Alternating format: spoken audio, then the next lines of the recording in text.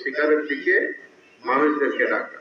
আজকে বাংলাদেশ জামাত ইসলামী তথা যুব বিভাগ এই সমাজের সমস্ত মানুষ, বিশেষ করে যুবকদেরকে আমরা সেদিকে আহ্বান করছি, সবাই আল্লাহর আনুগত্যের দিকে ফিরে আসুক, আল্লাহর দাসত্বের দিকে ফিরে আসুক।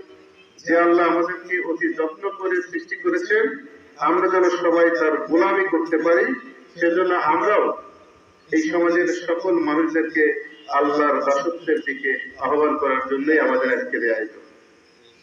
আমি বিস্তারিত বক্তব্যের পূর্বে তাদের স্মরণ না করলেই নিজের কাছে বড় অপরাধী মনে হবে।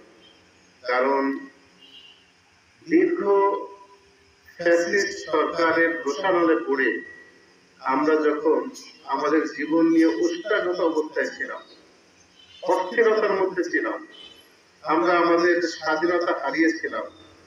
আমাদের কথা বলার স্বাধীনতা, পথ চলার স্বাধীনতা, রাজনৈতিক স্বাধীনতা, অর্থনৈতিক স্বাধীনতা, সামাজিক স্বাধীনতা, সব স্বাধীনতা থেকে যখন আমরা বঞ্চিত হচ্ছিলাম, তখন বাংলাদেশের একঝাঁক দামাল তরুণরা আন্দোলন করে একটি অভ্যুত্থান ঘটিয়েছে বাংলাদেশে। যে অভ্যুত্থানের পরেই আমরা অসংখ্য মানুষ এরকম সামনে দাঁড়িয়ে কথা বলার সুযোগ পেয়েছি। আমার মতো অসংখ্য মানুষ আমরা কারাগার থেকে মুক্ত হয়েছি, অসংখ্য মানুষ তার পারিবারিক দুশ্চিন্তা থেকে মুক্ত হয়েছে, শান্তি ফিরে এসেছে সমাজে। অতএব